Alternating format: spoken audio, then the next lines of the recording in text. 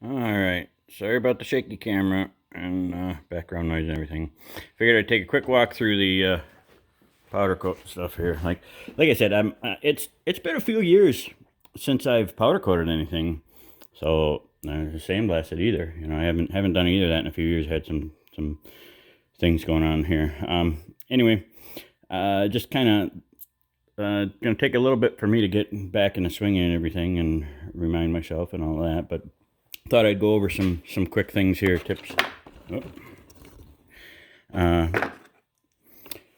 If you're going to get into it, I highly recommend buying the kits with the plugs and the caps.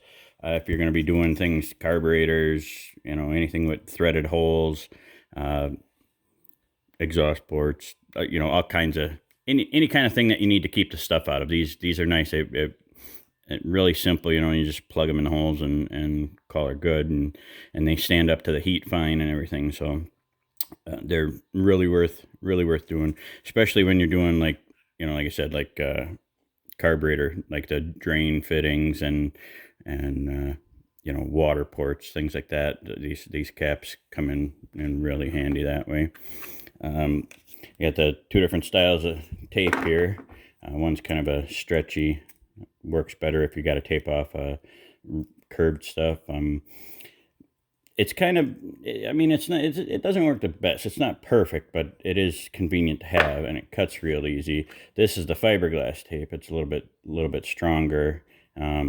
This stuff will actually even shrink and pull away some as it's cooking, but once once you're in the oven, it's not that big of a deal because it's already flowed out, and it hasn't been causing too many problems for me. Neither one of them is all that sticky, especially when you're putting it on metal and stuff, but it's an important tool. Aluminum foil works really well for covering things that you don't want coated, because it stands up to the heat, and it comes in really handy in a lot of different places. Obviously, different types of wire for hanging the stuff, which you'll see in a moment. I like an X-Acto knife for cutting when you're taping stuff off. Die cutters for cutting, or angle cutters, for cutting the wire. And I usually like to keep a nice clean tablespoon for if I'm doing smaller batches, for getting the powder out, to try to not waste a lot of powder. I do like the Hot Coat brand powder. I've tried a few different things. The Hot Coat has had the best results for me. I haven't tried any of the really high dollar stuff, but I have bought in a few different places.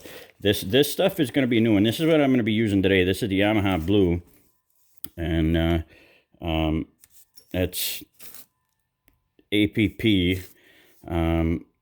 is the name of the company, and we'll be trying this out. This will be the first time that I've used this stuff, so we'll see what goes on with that. I've tried. I was doing some coating for a guy. Did powder coat or lure parts for him. I did hundreds of them, and he got some cheap powder off of eBay. That's what he wanted me to use. It was the colors he wanted I use it. That stuff was so sensitive about curing temps and curing length. If you got it a little bit too hot, it would change the color. If you cooked it a little too long, it would change the color. It was and I just was not impressed with that. And I don't know how well that stood up to like UV light and stuff in the sun either, but it was his stuff. That's what he wanted, so that's what I did. I like having a sampler around. This is a real old one. Like I said, it's been years since I've done it, but sometimes it's nice if somebody wants something done, or if you're doing, to be able to compare. I tend to, anytime I'm coating something, I take a little piece of sheet metal and bend it, and that way you put it in bend so that you get how it looks in the light, on different contours. It's amazing how much it helps. But sometimes it's nice to be able to show a little thing like that. This is a little iridescent powder that works really well. You put it in black. It's prismatic. In the sunlight, this changes color. It's just cool stuff. It's expensive, but it's cool stuff. So, and that's where we are now with this stuff. Now, I gotta clean it all up real well. I wiped her all down with paint prep. Got it all cleaned up. Now, if I was going to be trying to do a show quality obviously I'm in the wrong setting for that, for one. For two, I would pre-cycle and degas this stuff. Even though it's cast iron, I would still run it through and cook it for, I think it's like an hour, 2 hours, depending upon, and if you're doing aluminum, it can be even longer. Sometimes they're saying, multiple cycles in there to really degas the aluminum well. So I don't really get into show quality stuff. I like to try to make my stuff look good, but I don't have the need for any show quality stuff. I don't have the time to do the high end stuff. I want it functional, and I want it to look as good as I can do reasonably with the amount of time that I have, which unfortunately is often the limiter for me. But so I like having scrap metal around. I can just weld up fixtures real quick, and this one I'll have to be flipping it over and stuff to make sure that I get everywhere in there.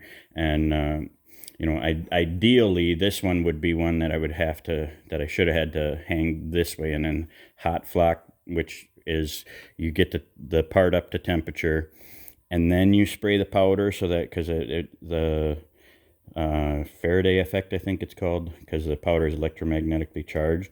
So in tight places like this, it's not like paint where it's a line of sight that it sprays, it gets down, but as it gets close, the static charge will pull it away, so then it doesn't get in corners real well.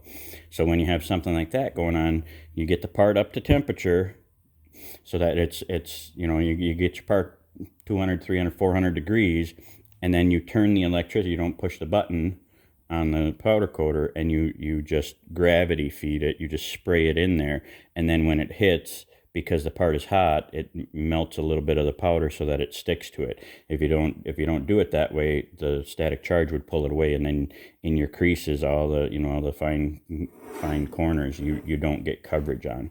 Since this is a vise, and since I have 9 million other things to take care of first, I'm not going to worry too much about show quality. I mean, I'm going to be beaten on this thing anyway. So basically, I just I'll do it. I'll make it look a little better, and make it look a little decent, make it functional, and get it mounted, get on to the next thing. Right now, I don't have the time to be spending 3 days making this vise look perfect. Like I just noticed that I didn't clean up the top of these jaws and stuff, and I'm thinking real hard of if I'm even going to go back. Like, part of me says I should clean that off, and then part of me says, well, just do it and get it done. So yeah, I don't know. I don't honestly think I'm going to even bother with that. I know it's shoddy, and I know well, and I shouldn't be touching it barehanded either, because that makes it get my oils on there that it doesn't want to coat and stick then. But